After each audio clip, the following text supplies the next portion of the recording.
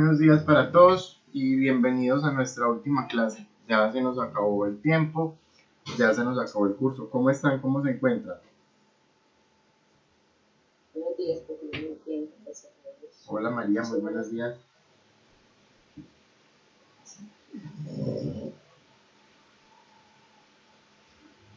Bueno, jóvenes, plan de acción para el día de hoy. Vamos a sacar nuestra última nota que ya con esto cerramos el curso. Lo primero, hacer el respectivo llamado a lista. Lo segundo, María, ¿estás por ahí? ¿Te vas a poner al día? Maricela Villada.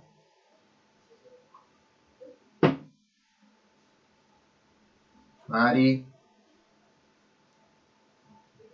Bueno, miramos si Maricela nos trajo la exposición que nos debe. Vamos a ver un documental y vamos a hacer nuestro trabajo final. ¿Qué hubo, Mari? ¿Qué más? Muy bien, gracias. ¿Tienes listo lo que nos debes? Sí, profe. Listo, Mari. Entonces, después del espacio de actualidad de las noticias con las que finalizamos la clase de hoy, te doy el control a ti para que hagas tu exposición, ¿vale? Vamos a ver un video y nos vamos a hacer el taller final. Entonces, miremos cómo está el listado hoy.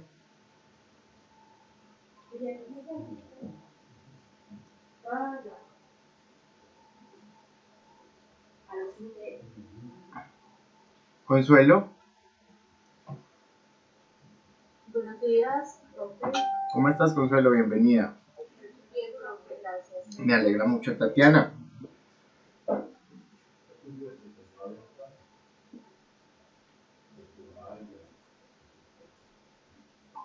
Tatiana, Buenos días. ¿cómo estás? Bien, ¿cómo está? Bien, también, bienvenida, Tatiana. Hernán Darío. Buenos días, Hernán Darío, bienvenido. Un segundo, por favor, coloco más audio. Erika, ¿ya llegó? Sí, profe, buenos días. Hola, Erika, buenos días, bienvenida. Brian. Hola, profe. Ay, mijo, ¿qué le pasó? Hola, profe. Hola, Brian, ¿qué le pasó?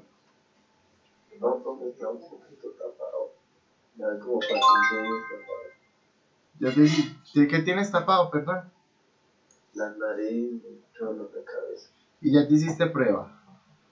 No, todavía no. Ve gestionando eso rápido, no te dejes coger ventaja, listo. Listo. María, Buenos días, profe. ¿cómo estás? Bien, profe, ¿usted cómo ha estado? Bien, gracias a Dios. Bienvenida, María.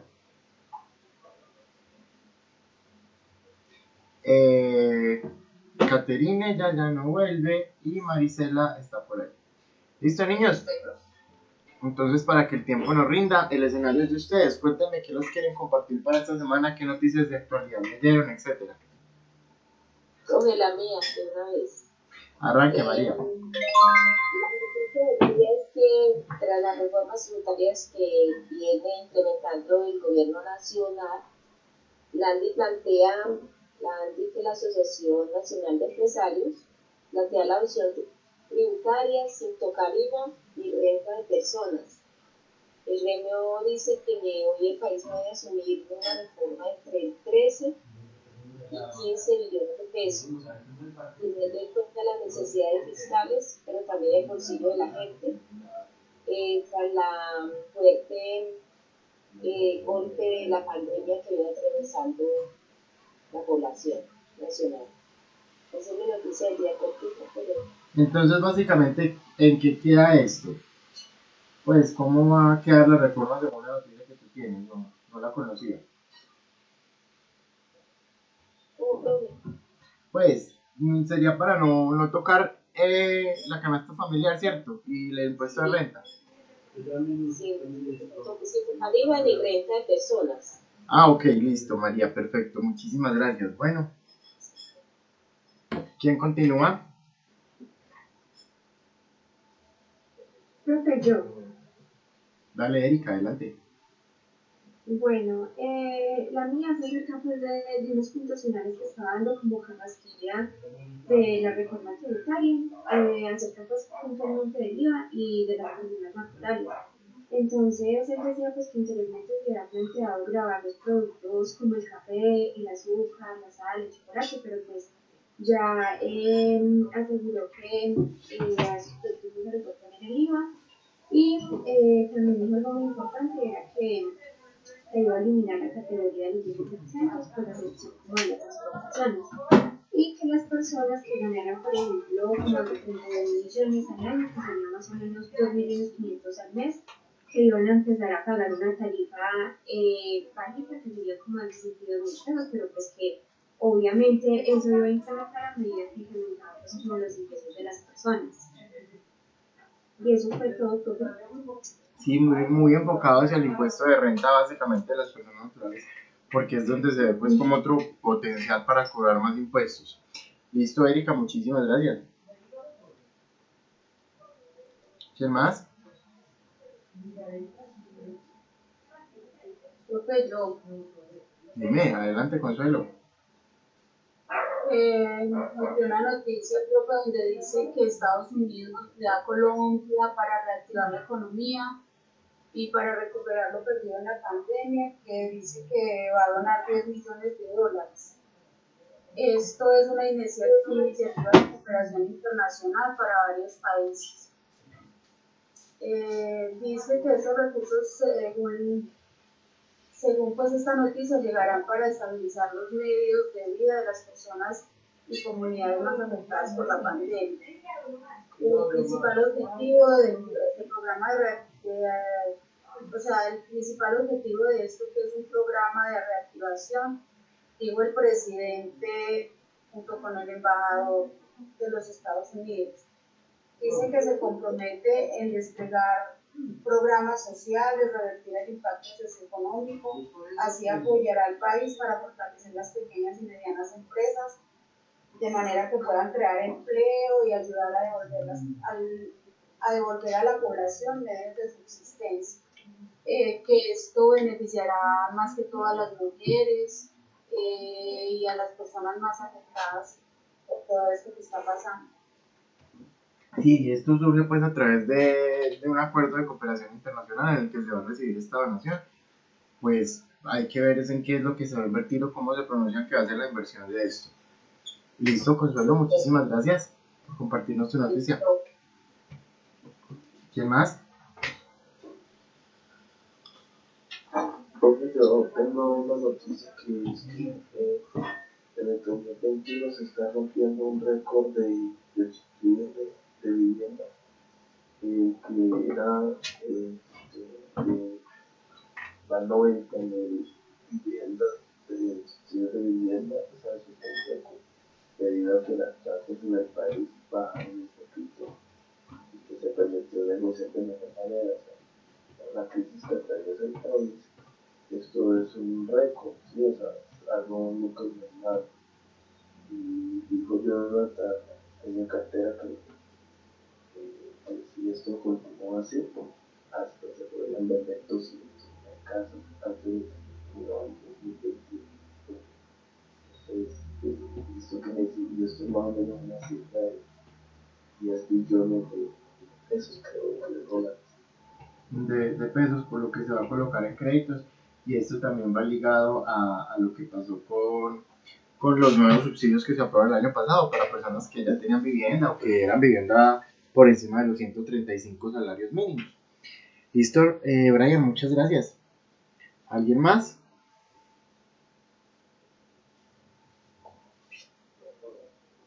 Listo, Hernán Darío, dale. Hernán Darío y después Tatiana.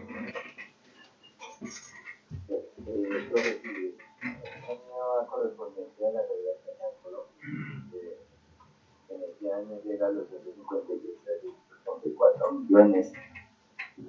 Dice que en comparación al año pasado son 16.360 millones de dólares más. Esto supera o representa 51,8% del Producto Interno del país, y todo debido pues dicen en los reportes que es debido a la pandemia, ¿no? Que ha aumentado la deuda externa con los bancos internacionales, a la deuda privada y pública. Que desde el año 2000, Colombia, por ejemplo, tenía un endeudamiento de menos de 50.000 millones y ya ahora está superando los 140.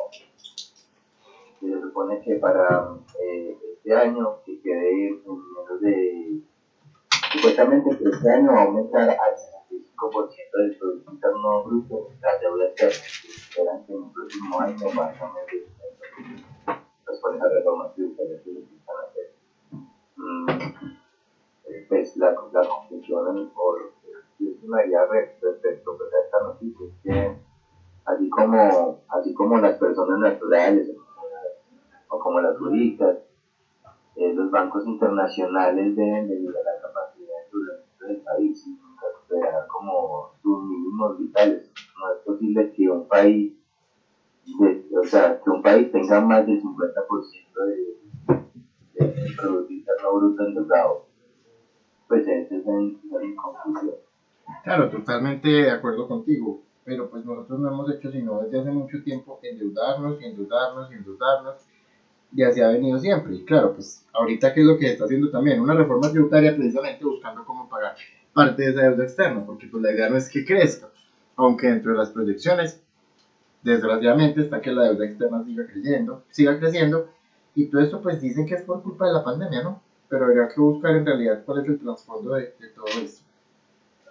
Y es que siempre hay una justificación para el aumento de la deuda externa, que por la paz, que por los subsidios de vivienda, que por la inflación, que por la pandemia, pero en realidad en los periodos del 2000 al 2008 la deuda externa era prudente, o sea, no era significativa, pero a partir del 2009 hasta el 2020 el gobierno lo único que hace es ayudar o permitir el banco, pues yo creo que eso es el control que tiene que ejercer el Banco de la República, porque es el que dice si sí o no se debe endeudar el país.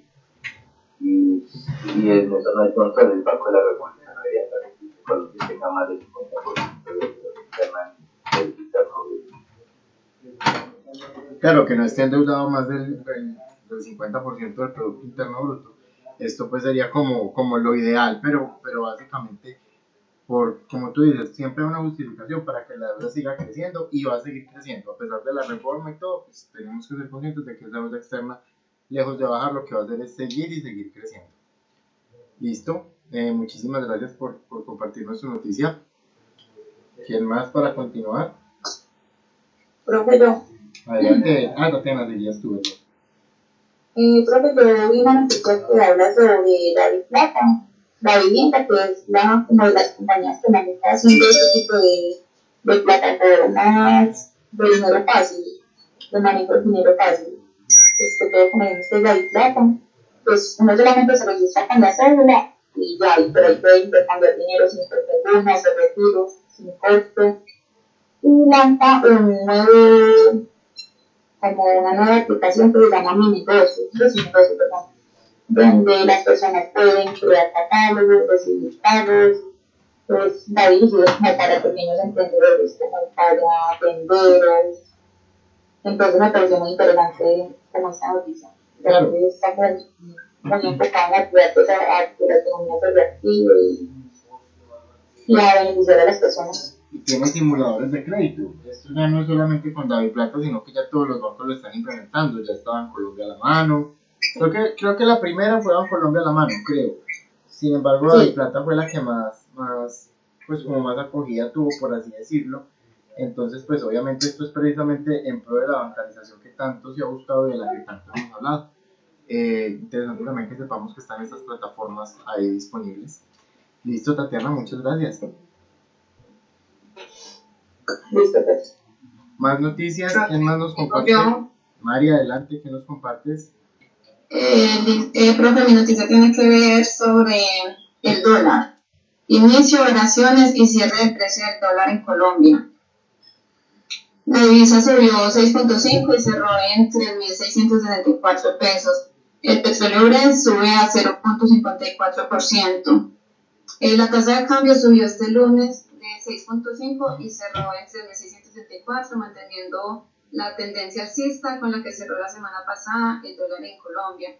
En abril la divisa ha fluctuado relativamente estable alrededor de 3.650, sintiendo los efectos de las diferentes coyunturas nacionales e internacionales, la expectativa por la erradicación de la reforma tributaria en Colombia, el aumento de producción de la OPEP y la mejora de las proyecciones de la economía estadounidenses. Por su parte, los precios del petróleo comenzaron la semana con alzas al Brent. La referencia que usa Colombia Ecopetrol registra en el alza de 0.64 hasta un 63.29. Profe, pues esta noticia sobre el dólar, pues vemos que está adquiriendo un valor muy alto y pues como vemos ahí, dicen que esto tiene que ver por algunas afectaciones tanto nacionales como internacionales, entre ellas la reforma tributaria. Entonces pues ahí debemos ver las consecuencias que trae esta reforma, no solo en cuanto a las políticas internas, sino mire también el precio del dólar y todo. Esa sería como mi noticia. Claro, y es muy interesante porque nosotros tenemos que estar muy viciosos haciéndole mucho seguimiento a cómo se comportan las divisas, ¿sí? Ya dándole pues como un enfoque más financiero a nuestra carrera, saber cómo están variando las tasas de cambio y cómo afecta esto a la economía del país, quién se beneficia, exportadores o importadores, etcétera. Listo, muchas gracias por compartirnos esos datos macroeconómicos, Marisela.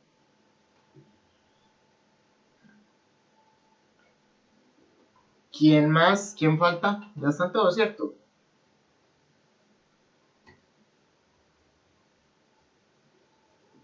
Sí, ya están todos. Mari, entonces te dejo el escenario para que hagas tu exposición.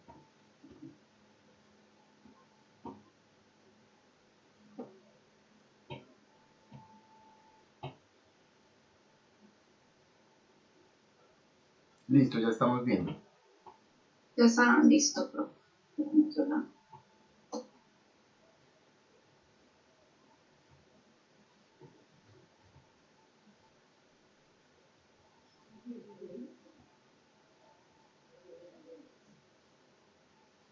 Listo. Buenos días. ¿Están viendo mi pantalla? Sí. Sí, señora. Bueno, y les voy a presentar el caso Marvel. Esta exposición es acerca del caso de las empresas que presentaban restricciones. Era una empresa que no fuera nacional. Estaba como quedadita con esta exposición, aquí se las voy a presentar. Yo escogí el caso Marvel. Dice historia de Marvel. Marvel Comics fue fundada por Martin Goodman en 1939 como una editorial de historietas sobre superhéroes ambientadas en contextos de ciencia ficción. En sus primeras décadas de operaciones, Marvel Comics gozó de un moderado éxito y quedó grabada en el imaginario popular de los americanos por personajes tan populares como el Hombre Araña o los X-Men, pero este éxito terminaría con la burbuja de la industria de los cómics. ¿Qué pasó? De modo que para mediados de los 90, Marvel Comics se encontraba endeudada y sus ventas habían caído. La era del cómic había llegado a su fin, y si no cambiaban cuanto antes su modelo de negocio, la editorial terminaría de desaparecer por completo. ¿Qué hizo? Ante esta situación, Marvel decidió declararse en bancarrota, una jugada bastante arriesgada, pero que le dio el tiempo suficiente para evaluar nuevas perspectivas de negocio. La bancarrota es una situación financiera en la que una empresa que no necesariamente ha desaparecido o dejado de operar por completo se muestra incapaz de hacer frente a sus deudas, haciéndolo público para que el gobierno, con base en estatutos legales, salde dichas obligaciones. Entonces a esta medida fue que se acogió Marvel para poder tomar tiempo para tomar otras decisiones, para no llegar al fracaso total. Ya acogiéndose a esta medida, ahora sin deudas, pero a la expectativa de muchas otras cosas, Marvel comenzó a replantearse el cambio que debía seguir, pero dio varios pasos en falsos, como crear restaurantes ambientados en sus universos ficticios o producir CD-ROMs interactivos que no tuvieron mucha acogida. A pesar de todo, no se dieron por vencidos y después de mucho pensarlo, decidieron jugársela creando estudios cinematográficos.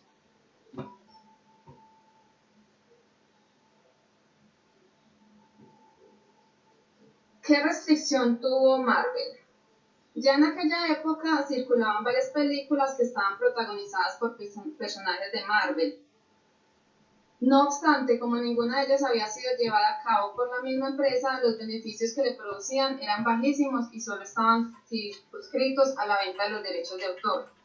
Lo que pasó fue que Marvel vendió los derechos de autor de sus principales personajes. Entonces ya él solo recibía una participación. Por este motivo, esta fue una restricción para él, para no recibir buenos ingresos por sus personajes. Pues durante años Marvel vendió los derechos de sus personajes a estudios independientes con el fin de obtener una cantidad de dinero rápida y en un solo pago que ellos reinvertían en la expansión de su negocio editorial. Esto les hacía funcionando en el corto plazo, pues les dio flujo de caja para imprimir tirajes voluminosos de historias en momentos de alta demanda. Pero no pensaron a largo plazo. Esa fue la restricción.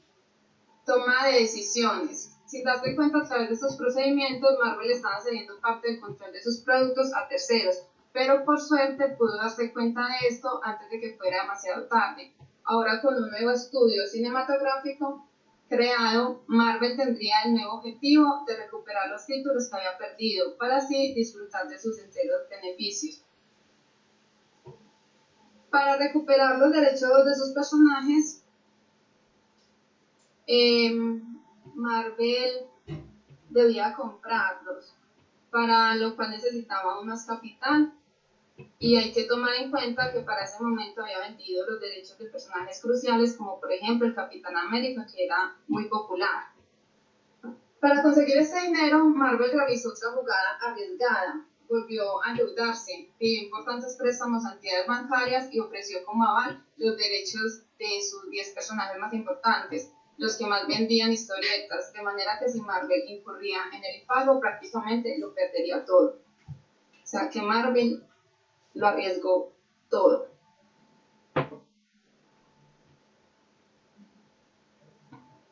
Por suerte, con mucha presión, la primera película que produjo Marvel Studios en asociación directa con otras dos productoras costó $45 millones. Estamos hablando de la superproducción de Blood, estrenada en 1998. La película no solo fue un éxito, sino que sobrepasó las expectativas. Logró triplicar el costo de producción, generando un beneficio neto para Marvel Studios de más del doble de su inversión. O sea que a Marvel le sirvió endeudarse, pudo lograr un éxito y de ahí en adelante, desde entonces Marvel no dejó de producir éxitos de taquilla con altísimos beneficios. El éxito de Flash le subsiguió el éxito de sus 2 secuelas y el éxito de las otras 2 siguientes trilogías que se produjeron después de los X-Men, cuya primera entrega duplicó los costos de producción en la taquilla y hoy es inclusive una película de culto. Así fue como Marvel salió de la bancarrota, declarándose en bancarrota y luego endeudándose más y decidiendo recuperar nuevamente sus personajes. Este es el caso Marvel. No sé si tengan alguna pregunta, alguna duda.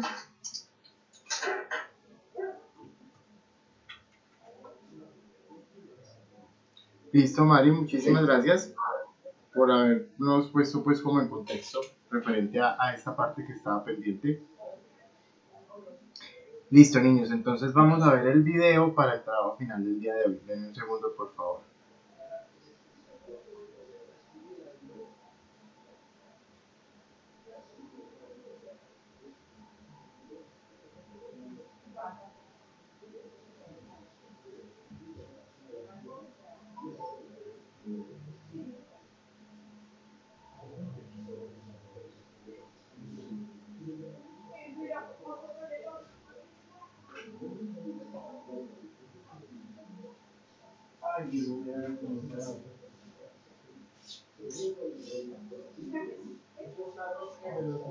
Sí. Denme un minutico, por favor, que estoy haciendo algo y ya estoy con ustedes. Ve, qué tan huevón.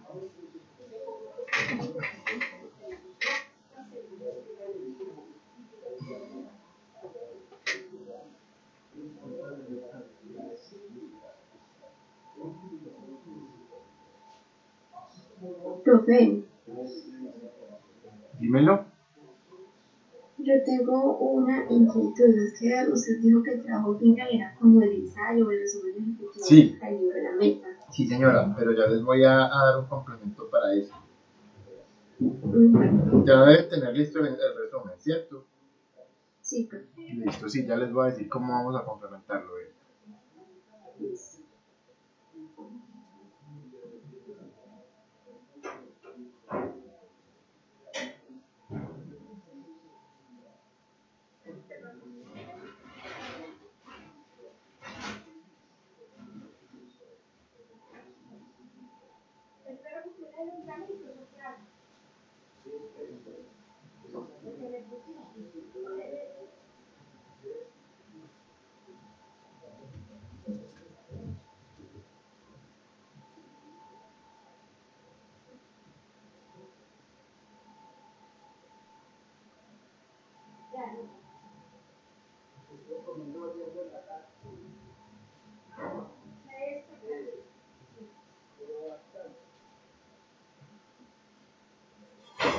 Listo, niños.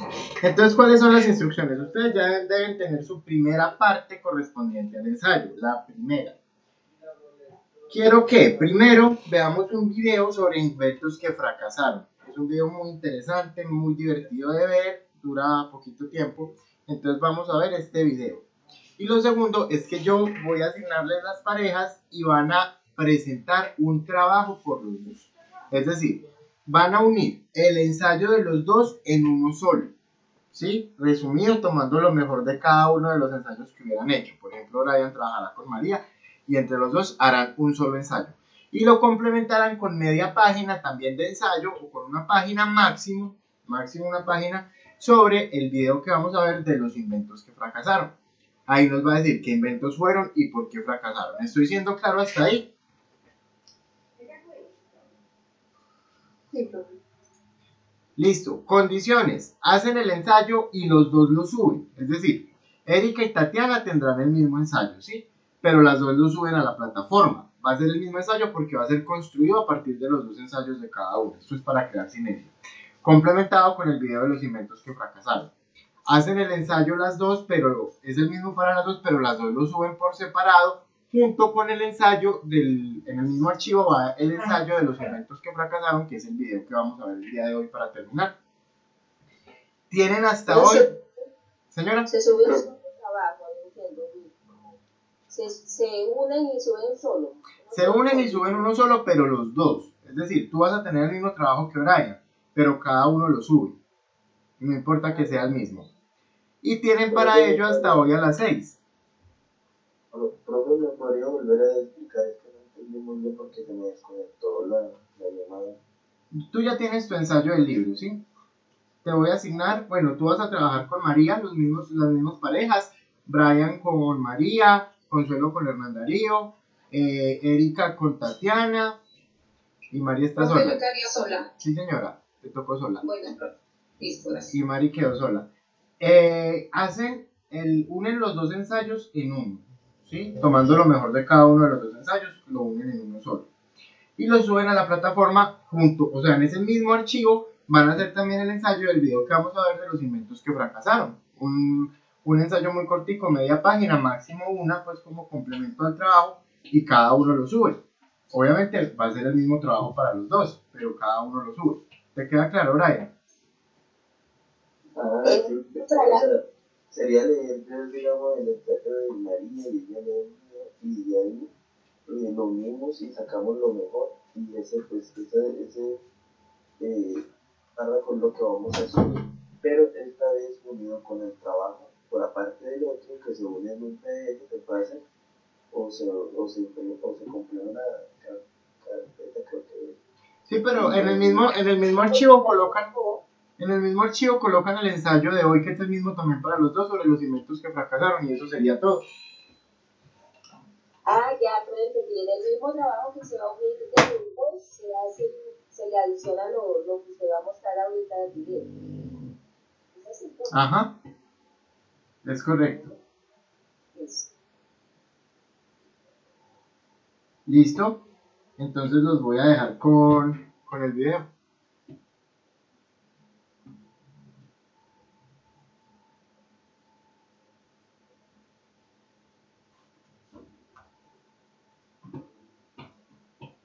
¿Me están viendo, cierto? No, pero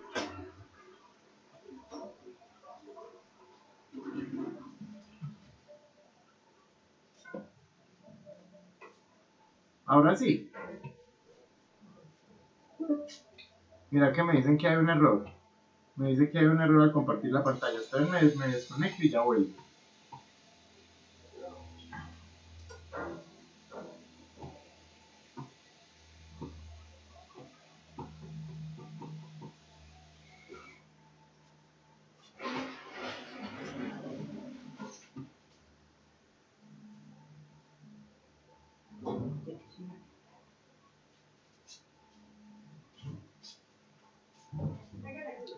Ahora sí la están viendo. Ahora sí la están viendo. sí, profe. Ok. Sí. Listo, entonces vamos con el documental. Cuando hablamos de inventos frustrados, las malas ideas son la tónica dominante, pero casi se puede asegurar que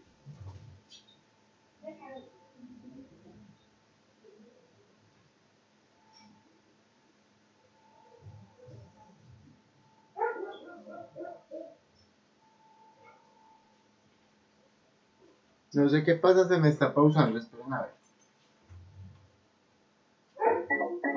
Ven y escuchan.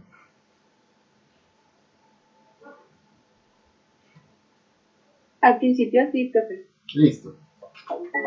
cuando hablamos de inventos frustrados, las malas ideas son la tónica dominante, pero casi se puede asegurar que no hay inventos que más fracasos haya producido que el automóvil.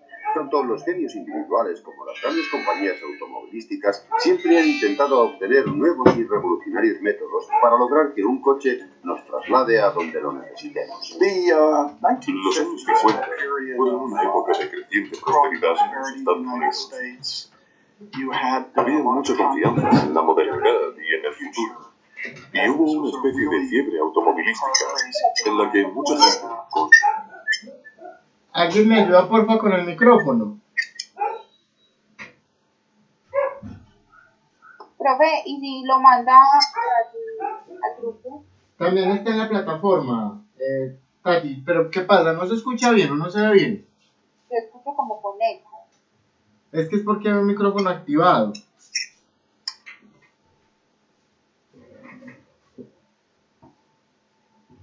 Bueno, creo que no. Ya. con su fantasía invirtió en sus vehículos. Y muchos fabricantes hicieron lo posible por satisfacer esa demanda. ¿Sabes qué es lo que pasa, Tatiana? No es que tenga eco, sino que como el video está doblado, se escucha la voz en Rayos inglés y en X español. descubrir. Cuando hablamos de inventos frustrados, las malas ideas son la tónica dominante, pero casi se puede asegurar que no hay inventos que más fracasos haya producido que el automóvil. Tanto los genios individuales como las grandes compañías automovilísticas siempre han intentado obtener nuevos y revolucionarios métodos para lograr que un coche nos traslade a donde lo necesitemos. Los años 50 fueron una época de creciente prosperidad en los Estados Unidos. Había mucha confianza en la modernidad y en el futuro. Y hubo una especie de fiebre automovilística en la que mucha gente, con su fantasía, invirtió en sus vehículos. Y muchos fabricantes hicieron lo posible por satisfacer esa demanda. Creo que esa es la razón por la que surgieron conceptos tan extravagantes. En los años 60, la Ford estaba ansiosa por demostrar al público que se encontraba en la vanguardia del diseño innovador. De hecho, llegó a coquetear con la idea de construir un motor de energía nuclear. El Nucleón, como se lo denominó, disponía de su propio contenedor de plutonio, pero enseguida surgieron dudas en torno a su modo de repostar y los peligros potenciales de un reactor nuclear sobre ruedas. El Nucleón no pasó de ser un modelo a escala de 1 metro.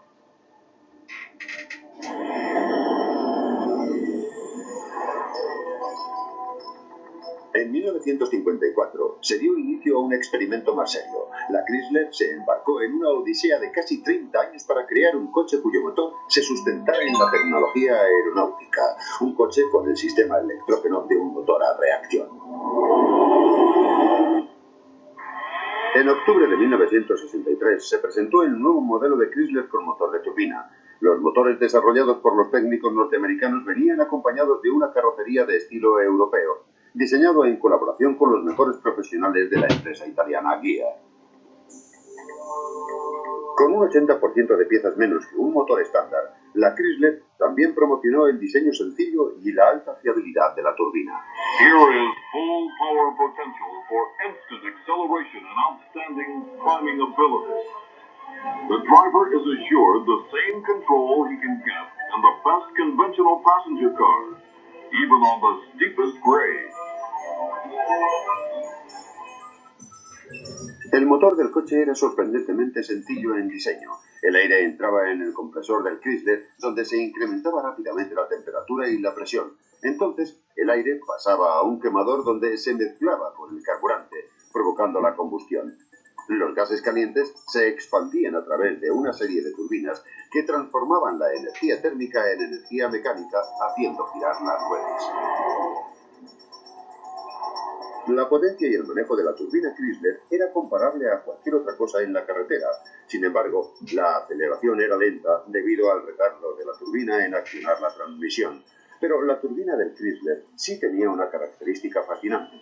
Funcionaba con cualquier combustible líquido, ya fuese gasolina, perfume o incluso aceite de maíz. Todo valía igual. Se cuenta una anécdota en la que durante la fase de ensayos los técnicos echaron whisky en el depósito para ver si así también funcionaba. Cuando comprobaron que era posible, unos mecánicos muy bromistas se quejaron amargamente de que se hubiera echado a perder el whisky de ese modo.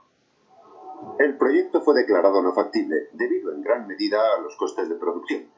También faltaba la investigación de nuevas aleaciones metálicas que pudieran resistir las altas temperaturas de la turbina. La línea italiana construyó 50 vehículos en Turín. Los enviaron a los Estados Unidos para ser evaluados. A todos se les incorporó el motor creado en los Estados Unidos. 7 años después de comenzado el programa, y por razones de impuestos y aranceles, fueron destruidos casi todos los vehículos, salvo 9. Finalmente, en 1981, la Chrysler abandonó el concepto de motor de turbina. Pero seguramente el diseño automovilístico fallido más curioso fue el producto anfibio de un diseñador aeroespacial alemán, Hans Trippler. El Amficar salió a mediados de los 60, cuando las películas de James Bond hacían furor y se pensaba que zambullirse en el agua para escapar de una persecución tenía el atractivo de una evasión. Durante 9 años, a partir de 1960, Trippler exportó casi 3.000 ejemplares de su Amficar a los Estados Unidos. Cada modelo venía con un motor de serie de 4 cilindros y su propia bomba de sentina. Un falso suelo protegía el cableado eléctrico y le otorgaba una protección adicional frente a las fugas de agua. Un interruptor en el salpicadero accionaba los 2 propulsores de transmisión. Disculpen, ¿tienen un Grey Poupon? El Amficar se maneja básicamente como un coche sobre el agua, pero también como una barca en tierra firme. Los propulsores gemelos posteriores giran en la misma dirección. Es el único modo de girar con eficiencia. De otro modo, maniobraría como un transatlántico. Con un coste casi similar al de un Mustang, el público debía enfrentarse a una elección difícil: un coche sobrio y robusto o un patito feo y mojado. El Mustang ganó el concurso de belleza. Al menos queda el legado de una gran idea, que nunca fue suficientemente popularizada y jamás llegó a despegar.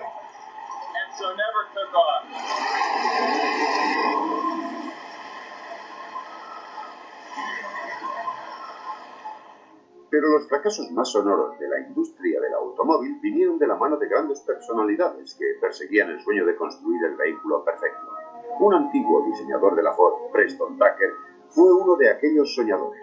Su proyecto era a lo grande. Algunos lo calificaron de temerario. Quería montarse su propia empresa partiendo de cero. Ante todo, Preston Tucker era un vendedor. Y como buen vendedor, lo primero que hacía era venderse a sí mismo. Siempre estaba promocionando este tipo de ideas. Después de la guerra, cuando el mercado estaba en plena expansión, pensó que sería capaz de construir un automóvil. En 1948, empezar una empresa de coches desde cero era una tarea casi imposible, porque el capital necesario era tan elevado que nadie podía disponer de él. Because the capital required was so huge that nobody could come up with it. Tucker tenía en mente construir el vehículo más seguro de la carretera. Diseñó su coche, un coche con motor posterior, y insistió mucho en la seguridad, creando un habitáculo de pasajeros a prueba de choques y un parabrisas que se desprendía hacia afuera. La idea era que en el caso de accidente, si la inercia te lanzaba hacia adelante, el cristal del parabrisas se abriera hacia afuera, evitando cortes y males mayores. La característica más notable de Tucker fue el tríclope, un tercer faro que giraba con el volante para iluminar continuamente la carretera. Mucho antes de producir un solo coche, el sagaz Tucker maquinó ideas para que se hablara lo más posible del coche de sus sueños. Uno de los métodos empleados para promocionar su vehículo fue construir la radio del coche. Podías ir y adquirir la radio para tu Tucker. Y para dejar bien seguro que eras consciente en todo momento de que aquella era la radio para tu Tucker, los botones del aparato llevaban las letras T, U, C, K, E y R en cada una de las teclas. Pero cuando Tucker empezó a vender acciones de su volátil empresa, su sueño empezó a desvanecerse. En cuanto se rumoreó que el gobierno estaba investigando las prácticas empresariales de Tucker, el dinero de los inversores dejó de llegar. Se puede decir que se vendieron más acciones de la empresa de Tucker que ejemplares de su modelo. En total, se llegaron a construir 50 coches. Otro hombre que tenía pasión por ensalzar el diseño del automóvil fue Edsel Ford, el hijo de Henry, muerto durante la Segunda Guerra Mundial. La empresa Ford quiso rendirle honores prestando su nombre a su proyecto más novedoso. Up to now, we at Ford have called it simply the E-Car. Today, it gives me a great deal of pleasure to announce its official name, Edsel, in honor of my father, who served as president of Ford Motor Company. Evidentemente, el modelo Edsel pasó a la historia como sinónimo de fracaso. Y es una lástima, sobre todo porque el Edsel, con su curioso nombre, se llamaba así en memoria del único hijo de Henry Ford. A cierta gente le pareció de mal gusto, a otros les pareció divertido. Irónicamente, Edsel Ford fue un hombre con un gusto exquisito y posteriormente ha sido fuente de inspiración para el que se considera el vehículo más bello de todos los tiempos, el original Mark I Lincoln Continental. Uno de los detalles por los que el Edsel fue ridiculizado inmediatamente fue por lo que se conoció como la parrilla del arnés de caballo, pero que a nivel popular se llamó la parrilla del asiento del inodoro. Apenas 3 años después de su debut, la Ford dejó de fabricar el Edsel. Se calcula que la empresa perdió en la producción y el marketing de este modelo entre 250 y 300 millones de euros. Fue el mayor fracaso de la industria. Es posible predecir qué clase de inventos saldrán a la palestra en los próximos años, pero es posible que el futuro del transporte de automoción esté en las alturas.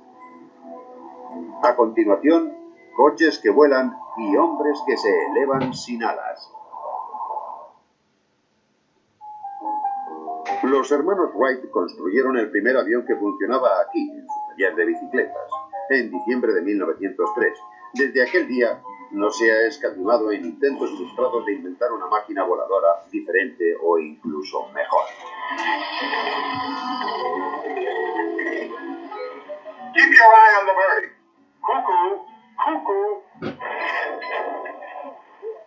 Hacia mediados de siglo, el idilio de Norteamérica con el automóvil estaba en pleno apogeo, y casar el avión con el coche parecía una idea perfecta para trasladar a un mundo de almas aventureras.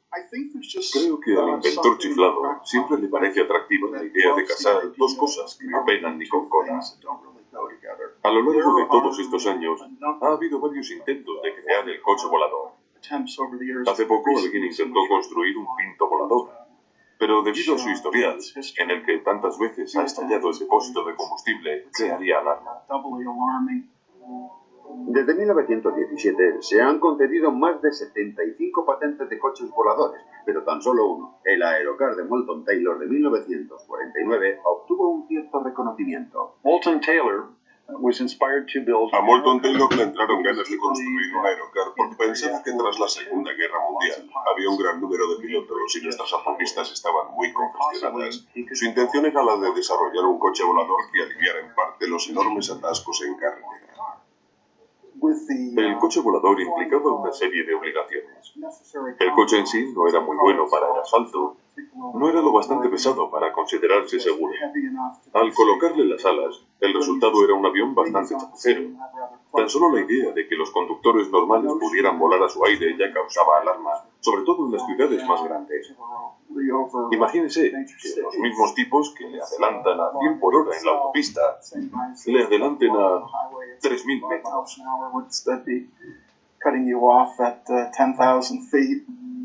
El Aerocar tenía algunas características muy singulares. Un motor trasero con volante en la parte frontal. Un árbol motor en la parte posterior accionaba la hélice propulsora, mientras los neumáticos traseros podían girar libremente. Un detalle muy importante para aterrizar suavemente.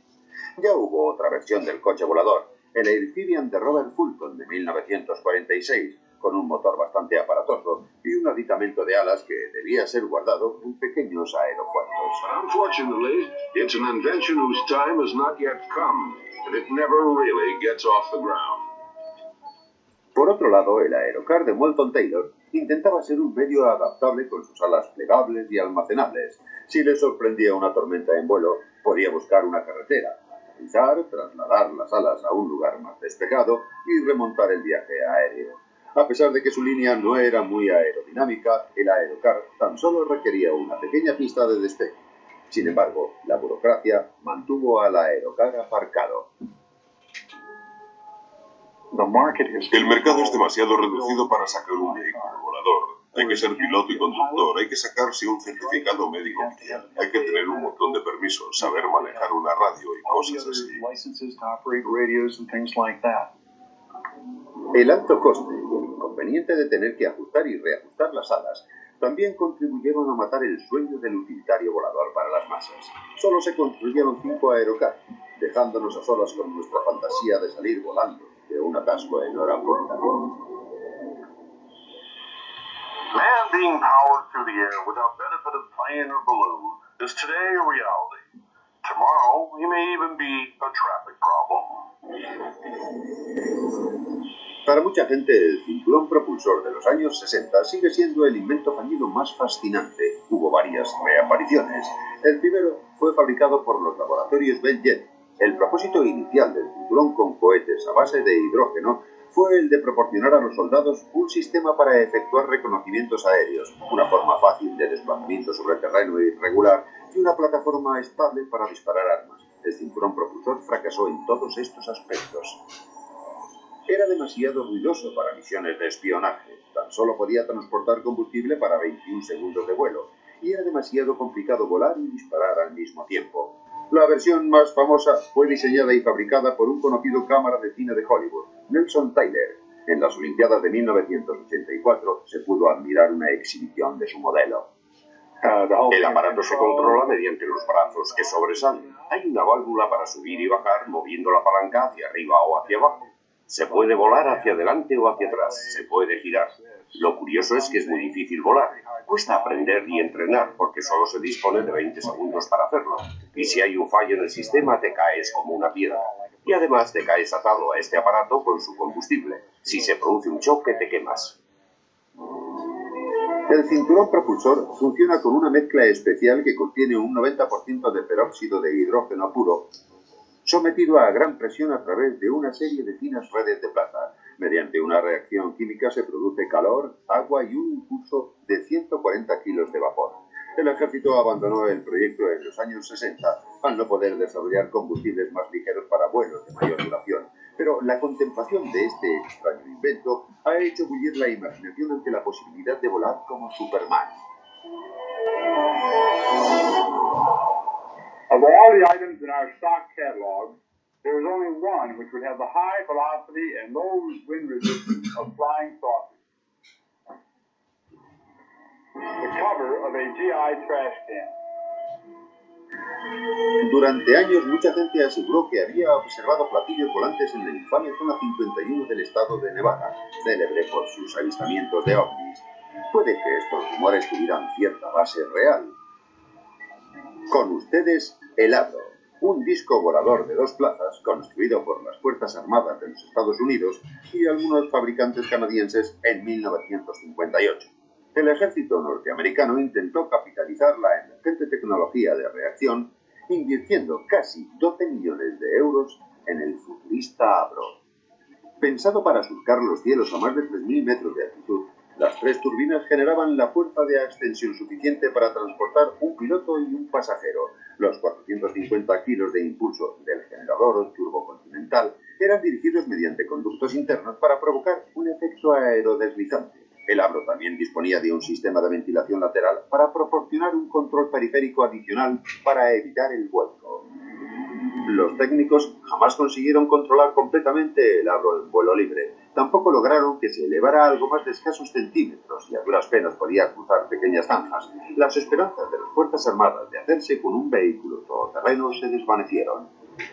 Los ovnis, los cohetes voladores y otros propulsados por los aires prácticamente han desaparecido por completo del escenario. Sin embargo, algunos de los más sonados fracasos han venido de la mano de otros con mucho más éxito. A continuación, Thomas Edison descubre que las casas de cemento no son lo que parecen. La mayoría de los inventos fallidos son producto de creadores anónimos, pero incluso las mentes más preclaras tienen malas ideas. Thomas Edison, Nikola Tesla y el futurista Buckminster Fuller también metieron la pata en sus exitosas carreras profesionales.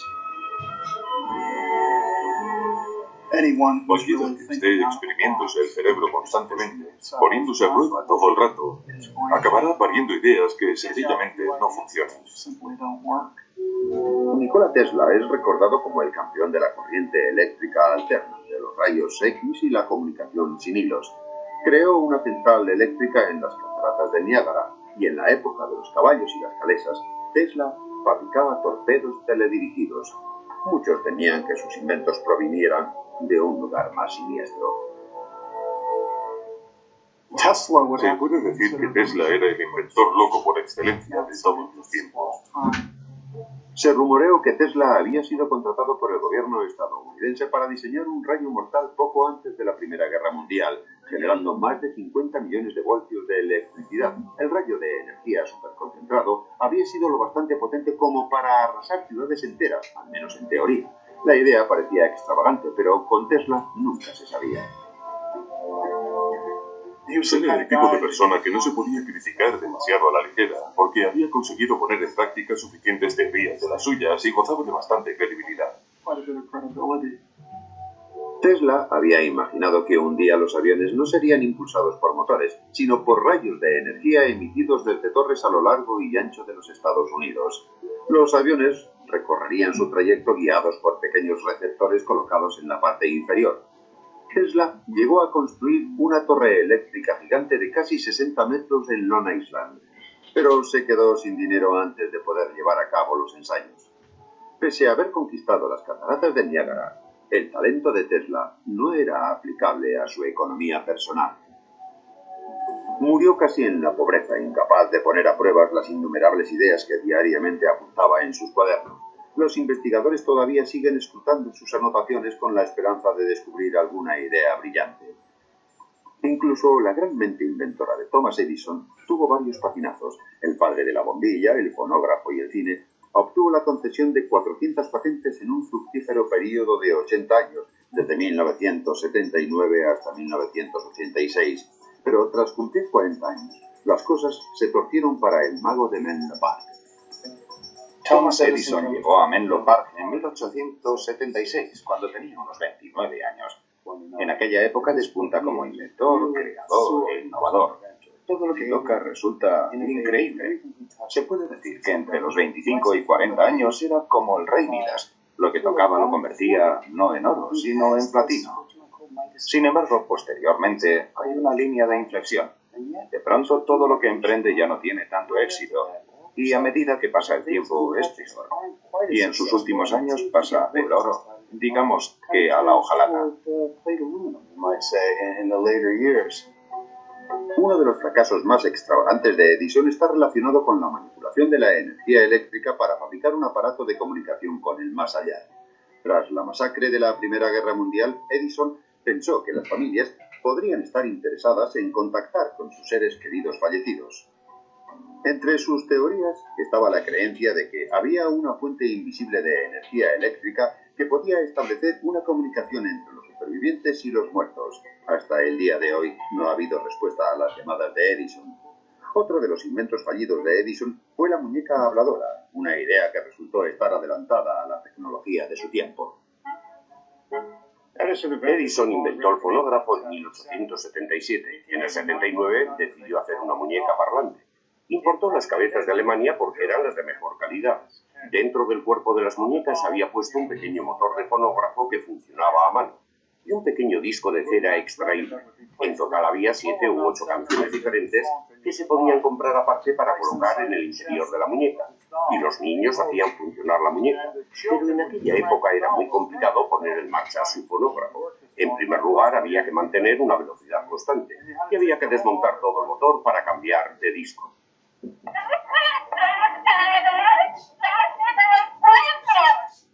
Pero la muñeca tenía dos defectos imperdonables. El fonógrafo era demasiado delicado para que lo manejaran los niños, y el disco de cera se desgastaba con unas pocas pasadas, con lo que finalmente la aguja de metal solo rascaba el cilindro de acero, produciendo un sonido estridente muy desagradable que espantaba a los niños. Edison cerró la empresa en 1891. Otra de las ideas de Edison que jamás despegó, o en este caso jamás se posó en tierra, fue el diseño de una casa fabricada enteramente de hormigón. Esta idea tenía bastante que ver con el hecho de que Edison era el propietario de la cementera Portland, uno de los principales suministradores norteamericanos de hormigón. El cemento le aportaba a Edison pingües beneficios. El Yankee Stadium se construyó con su cemento. El Canal de Panamá se construyó con su cemento. Así que a Edison el cemento le iba muy bien, le era muy rentable, era una buena industria. Entonces empezó a desarrollar ideas con el cemento como base. Edison pensó que podría amasar una gran fortuna si lograba que los norteamericanos se enamoraran de su casa de hormigón, y para tal fin encargó unos moldes de hierro muy pesados y costosos para todas las piezas de una casa de 2 pisos de 700 metros cuadrados. Para terminarla tan solo sería necesaria la fontanería y los cables de la luz. Edison llegó a crear una extravagante línea de mobiliario para su hogar, incluyendo sofás y sillones. En cuanto la prensa se enteró, publicaron viñetas que mostraban 2 caballos atados al sofá para poder limpiar el polvo. Y a Edison le encantó el dibujo, lo colgó en su despacho. En una época en la que una casa normal se vendía por unos pocos miles de euros, la casa de hormigón conllevaba una factura de más de 100.000 euros. La única forma de hacer que fuera asequible era la producción en masa. La empresa manufacturera de hormigón de Edison tan solo llegó a fabricar 11 casas antes de ir a la quiebra. Edison no fue el único inventor que tuvo una idea original o extravagante para edificar masivamente. Buckminster Fuller era un ingeniero, inventor y futurista muy bien considerado. El Museo de Henry Ford en Michigan contiene el único ejemplar existente de la casa Dymaxion diseñada por Fuller. El sueño fallido de un hogar más luminoso y barato ha sido reconstruido para ser mostrado al público. Tras la Segunda Guerra Mundial, todo el mundo intentó sacar provecho de la escasez de viviendas, pero Fuller tuvo una idea totalmente diferente. Quiso revolucionar la industria de la vivienda, tanto desde el concepto de la producción como desde el concepto de una técnica nueva. La casa Dymaxion significaba máxima tensión dinámica. Al contrario de la mayoría de las casas que se asientan sobre una base, Fuller pensó que ciertos materiales funcionaban mejor en tensión. Toda la casa estaba suspendida de unos cables que cuelgan de un mástil central, como si fuera un paraguas. Nada se apoya en el suelo. Fuller se dirigió a una empresa aeronáutica para fabricar una fachada exterior de aluminio ligera y fácil de transportar. Toda la casa estaba pensada para ser entregada en un solo tubo. La casa Dymaxian costaba 6.500 euros. Sus 2 dormitorios venían con su propio minúsculo baño prefabricado. No es como nuestro cuarto de baño actual. Se está un poco apretado aquí dentro. También disponía de unos imaginativos compartimentos giratorios para aprovechar el espacio al máximo. Al igual que la posterior casa geodésica de Fuller, la Dymaxian fracasó en parte por ser tan diferente. Su planta y su distribución única impedía añadir nuevas estancias para las familias que iban creciendo. Su forma circular también proporcionó quebraderos de cabeza a sus propietarios, ya que era imposible colocar estanterías verticales y sofás en este espacio curvo. Al igual que otros muchos inventos, es posible que la casa de Fuller fracasara por estar un poco adelantada a su tiempo. Mientras que algunos inventos frustrados intentaban hacer la vida más fácil, otros llegaron a destrozarla. A continuación, una botella que deja con la boca abierta. En el campo de la medicina se han producido la mayor parte de los inventos fallidos. Bob McCoy ha reunido una colección de más de 250.000 artilugios extraños en su Museo de Aparatos Médicos Dudosos de Minneapolis. En 1898, el descubrimiento del elemento radiactivo radio generó una plétora de inventos médicos mortales. La gente se pregunta por qué hay tantos inventos con el radio. Yo pienso que es porque se hizo muy popular a comienzos del siglo XX. Daba una cierta sensación de vitalidad y energía.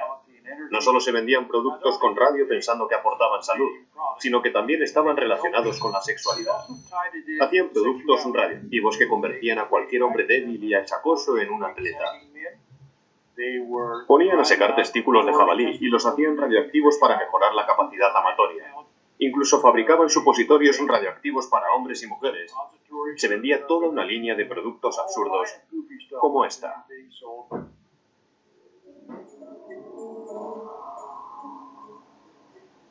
Esto se llama el parche radioactivo Cosmos. Estaba dirigido a la gente que padecía artritis con la promesa de que aliviaba sus dolores. Curiosamente, en la parte posterior pone una advertencia. No se debe abrir ni ingerir el contenido de esta bolsa. ¿A quién se le iba a ocurrir comer una bolsa de radio? A comienzos del siglo XX, el radio fue un gran negocio. Se importaba principalmente de Europa. Aquí tenemos una tienda de ultramarinos donde venden agua radioactiva, asegurando que tienes la mano invisible de la madre naturaleza en tu cuerpo para darte salud. Todo iba bien hasta que un individuo de Pittsburgh empezó a comercializar estas botellitas de Radiator para mejorar la capacidad amatoria. Un hombre de Pittsburgh se bebió 1.400 frascos como este y se le desprendió la mandíbula inferior y superior. Entonces se dieron cuenta de que el radio no se podía vender así a la ligera, que era peligroso. Al igual que el radio, la invención de los rayos X desplegó toda una serie de creaciones potencialmente mortales. Los rayos X se descubrieron en 1896 y empezaron a utilizarse de inmediato. A la gente le parecía cosa de milagro, pero como sucede a menudo con estas tecnologías, se acaban desvirtuando y la gente deposita todas sus esperanzas en ellas. Es como una bola de nieve que crece y se descontrola. En el mejor de los casos se vuelve grotesco, en el peor acaba siendo mortal. El caso es que en los años 40 y 50, las zapaterías de todo el país y el ejército norteamericano utilizaban la máquina de rayos X Adrian para probar calzado, con el objeto de lograr las medidas exactas. Lo atractivo era ver tus propios dedos jugueteando dentro de tus zapatos y decir, oh, son mis pies, y comprobar si tus zapatos eran demasiado estrechos, o cortos, o anchos, o demasiado largos. La empresa de Milwaukee fabricó unas 10.000 unidades, y a pesar de que estaban recubiertas de plomo, no había protección de plomo alrededor de los orificios donde se colocaba el pie o en los visores.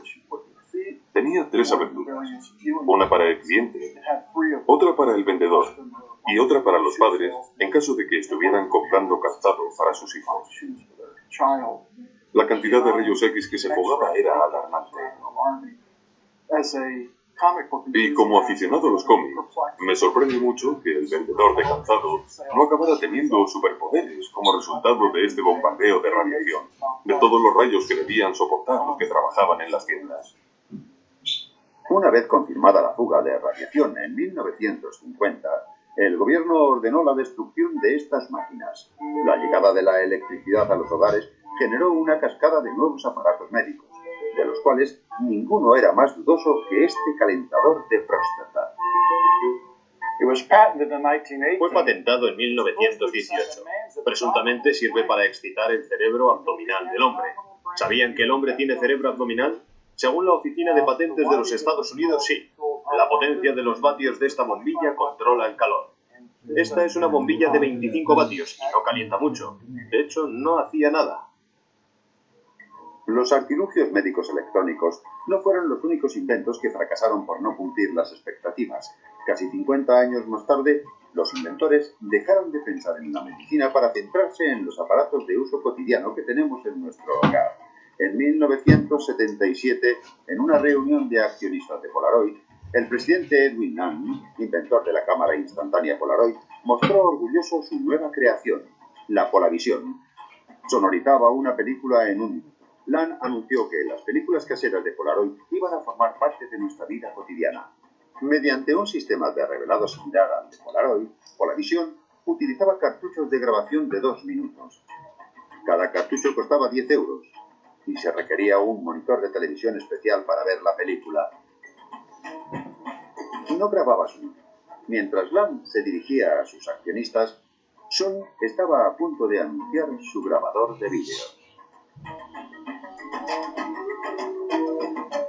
En cuanto los vídeos y el formato VHS llegaron a las estanterías de los comercios, los consumidores optaron por la grabación de larga duración, el sonido y la reproducción inmediata. Polaroid perdió más de 65 millones de euros en investigación y marketing. Mientras el sistema VHS de Sony condenaba a Polavisión al ostracismo, la Sociedad de Inventos No Útiles empezó a acoger los recientes fracasos. Un invento no inútil es algo inútil en el sentido de que no funciona. No es el tipo de invento que te hace la vida necesariamente más fácil. Pero no es completamente inútil. Es casi útil, o es no inútil porque divierte a la gente. Este es el sombrero del marido fiel. La idea es que la señora se lo regale a su marido o novio con el fin de que no se fijen las jovencitas atractivas mientras pasea por el parque. Es decir, lleva constantemente una foto de su esposa e hijos para recordarle sus compromisos afectivos.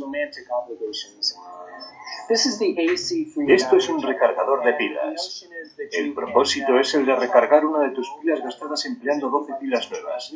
Funciona de verdad, pero también acorta la vida de estas 12 pilas nuevas.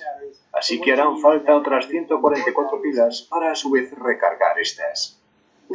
Esta es una camiseta para rascar la espalda. Si tienes ese problema, le vas indicando a tu pareja que rasque más arriba o abajo, a la derecha o a la izquierda, o simplemente tal vez sea más eficaz decir, ¿me rascas por favor F3?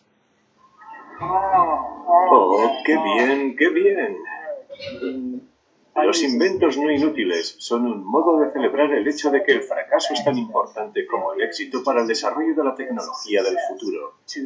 Y actualmente, con toda la tecnología que tenemos en el siglo XXI, nos basamos tanto en fracasos como en éxitos del pasado. Un buen número de inventos frustrados ha influido sobre los objetos útiles y necesarios de nuestra vida cotidiana. A continuación, visiones fallidas de nuestro estilo de vida futuro. La mayoría de los inventos frustrados están relacionados con los objetos de uso cotidiano, la comida que consumimos, la ropa que vestimos, los aparatos que hay por casa. Y como bien descubrió Buckminster Fuller, nuestros propios hogares. Ann Arbor, el nuevo centro de investigación de nuevos productos en Michigan, parece un supermercado, pero no lo es. Es un lugar donde los productos que no han tenido éxito vienen a morir. Hasta la fecha, más de 80.000 unidades han llegado aquí para descansar en paz. Cada año, más de 30.000 productos nuevos llegan a las estanterías y cada año, más del 90% fracasan. Una propuesta cara, ya que el lanzamiento de productos de supermercado como estos puede llegar a costar entre 20 y 50 millones de euros. Robert McMath creó este lugar en 1981 para ayudar a los fabricantes a lanzar nuevos productos. Una de las cosas que representa esta colección es el hecho de aprender lecciones del pasado. Y se trata de lecciones muy positivas.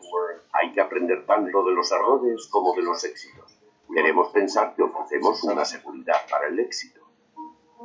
Mal empaquetado, malos nombres y simplemente malas ideas pueden ser mortales para el concepto.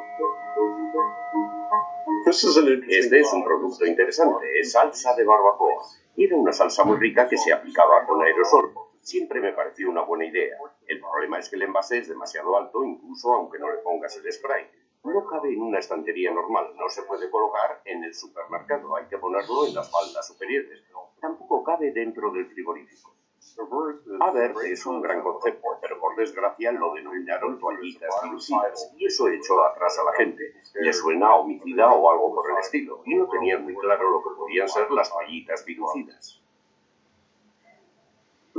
Este es otro producto interesante. Es una barra que contiene un producto a base de huevos revueltos. Se empuja hacia arriba y se puede ir comiendo. Es un producto muy útil, por ejemplo, para comer en el coche. El problema es que si no se maneja bien se desmorona y la gente se quejaba de que en el coche los huevos revueltos se les caían en el regazo. En los años 80 hubo una verdadera fiebre por la salud a nivel mundial. Un gran número de productos limpios ocuparon las estanterías de los supermercados, entre ellos uno de los fracasos comerciales más sonados de todos los tiempos. La idea consistía en un cigarrillo sin humo que no implicara quemar tabaco. Se empleaba un elemento que reproducía el sabor del tabaco dentro de la boca a través de un tubo de plástico. El aparato era bastante difícil de encender y luego decían que si aspirabas el aire podías acabar herniado. El sabor era comparable al de una lechuga quemada. Incluso el presidente de la tabacalera Reynolds admitió que el Premier sabía a rayos. Para muchos, la llegada del Premier era como una confesión tácita de los ejecutivos de la Reynolds. Las compañías tabacaleras no querían admitir que sus cigarrillos eran peligrosos para la salud. Se les ocurrió describir este producto como una experiencia limpia para el fumador, pero al mismo tiempo se resistían a reconocer que sus otras marcas eran sucias o nocivas. Sin humo que expulsar, ni cenizas que sacudir, el cigarrillo Premier privaba a los fumadores de una buena parte del ritual. El escaso interés de los consumidores pronto dio al traste con la idea. A la Reynolds esto le costó más de 300 millones de euros en investigación y marketing. Los inventos frustrados no han afectado solamente a la comida que consumimos, han tocado todos los aspectos de nuestra vida cotidiana. Hasta la ropa que nos ponemos. Se ha confeccionado ropa con lava. Volcanic eruptions may one day become the source of a whole line of earthy fashions. Incluso han sacado nuevos estilos directamente de la granja. Would you believe this transparent raincoat made in 1955 came from surplus fat from pork chops? Pero la palma se la llevó el vestido de papel. El vestido de papel es uno de aquellos fenómenos tan singulares de los años 60. Describe muy a las claras la despreocupación de la época boho. La empresa papelera Scott fabricó los primeros vestidos para promocionar una nueva línea de servilletas y trapos de papel. Las manchas se eliminaban simplemente borrándolas o cortándolas. Finalmente, el vestido de papel dejó de ser apreciado porque a las mujeres no les terminaba de convencer su corte y caída, aparte del hecho de ser talla única. Pero, ¿qué conclusiones podemos sacar de todos estos fracasos en la moda y la alimentación? Obtener una visión del mañana es una batalla perdida en la que la mayoría de los inventores no consiguen acertar. Towering buildings and bright lights of the city of tomorrow, where plazas of urban living rise over freeways and vehicles electronically paced, travel routes safely, swiftly, efficiently. Cualquier proyección del futuro es una declaración de nuestra realidad presente.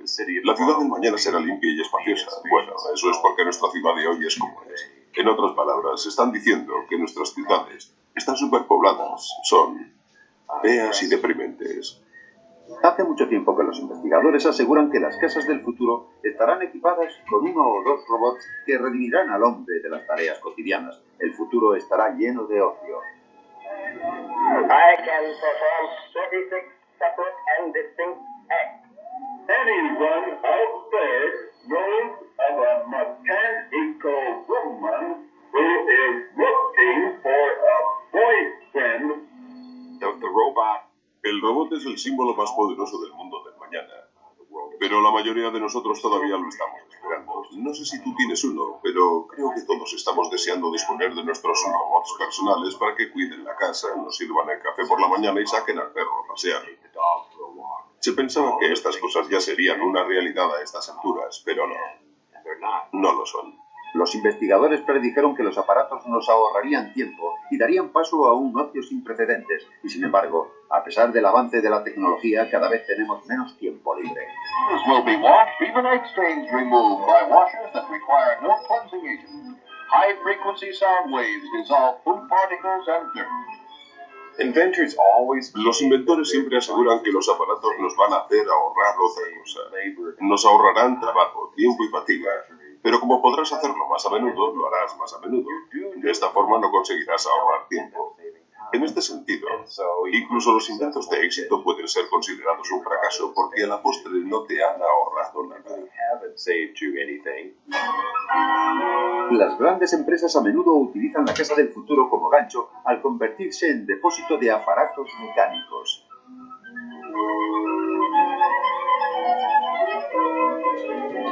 Would I like it? What a dream. Imagine how wonderful it would be to live in a house like this. Casas de plástico muy fáciles de limpiar, tostadoras de alta tecnología en compartimentos especiales que ahorran espacio e incluso cintas transportadoras que se llevan los platos sucios a los esterilizadores. Con tanta promesa, nos sorprende que la casa del futuro no haya llegado aún. Vengan a ver la casa del futuro. Bueno, a menudo nos atrae como si fuera un espectáculo brillante, pero en realidad nadie quiere vivir en algo que tenga ese aspecto. La gente quiere algo que sea como lo de los demás. Creo que incluso a pesar de que muchos inventos no hayan salido bien, siempre nos proporcionan algo sobre lo que pensar. Creo que si nos fijamos en muchos inventos frustrados o innovaciones que no han llevado a ninguna parte, nos sentimos tentados de verlo como la historia del fracaso, pero nada más lejos de la realidad. De hecho, son una especie de testimonios para el espíritu humano. Sin el valor para fracasar, sin el valor para intentar algo que pueda funcionar o no, jamás habríamos llegado a disfrutar del progreso que hoy tenemos. Deberíamos mirar a la gente que tiene una gran mente, a los grandes pensadores, fijarnos bien en lo que hicieron. Han descubierto nuevas cosas. Sí, cometieron sus errores, de acuerdo. Algunas ideas fueron realmente malas. Pero muchas de esas malas ideas han puesto a otros grandes inventores tras la pista de buenas ideas. ¿Y quién sabe lo que nos deparará el futuro? No importa que estas ideas no alcanzaran el objetivo previsto. El mundo tiene un lugar muy especial en el corazón colectivo para los que se adelantaron a su tiempo, para los inventores y soñadores que siguieron el paso de su propio ritmo. Es posible que la necesidad albergara una idea que solo su autor pudo amar, pero la chispa creativa, por débil que fuese, merece al menos un gesto de aprobación.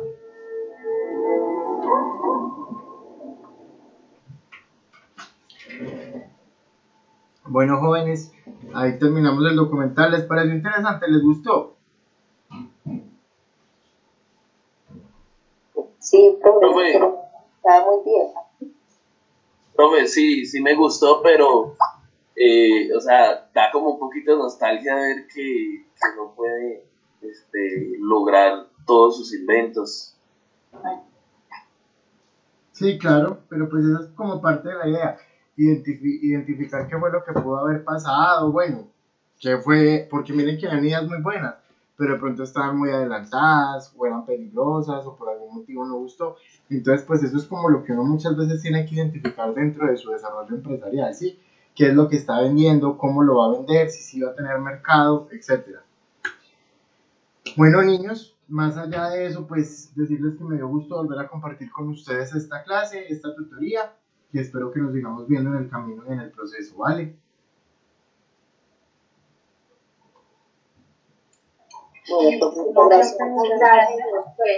Listo, niños. ¿Me dijiste algo, Consuelo? Señora. Una pregunta preguntita, es hasta las 6 de la tarde, es como yo entro a trabajar ahorita a mediodía. Sí, señora, hasta las 6. Tiempo para realizar el trabajo. Hasta las 6, para que te pongas ahí bien coordinada con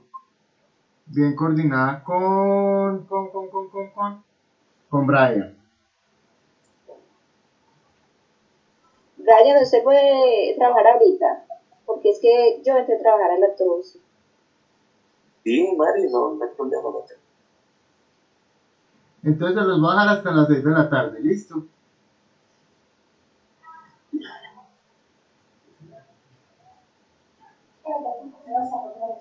Acuérdense, a esa hora se cierra la plataforma.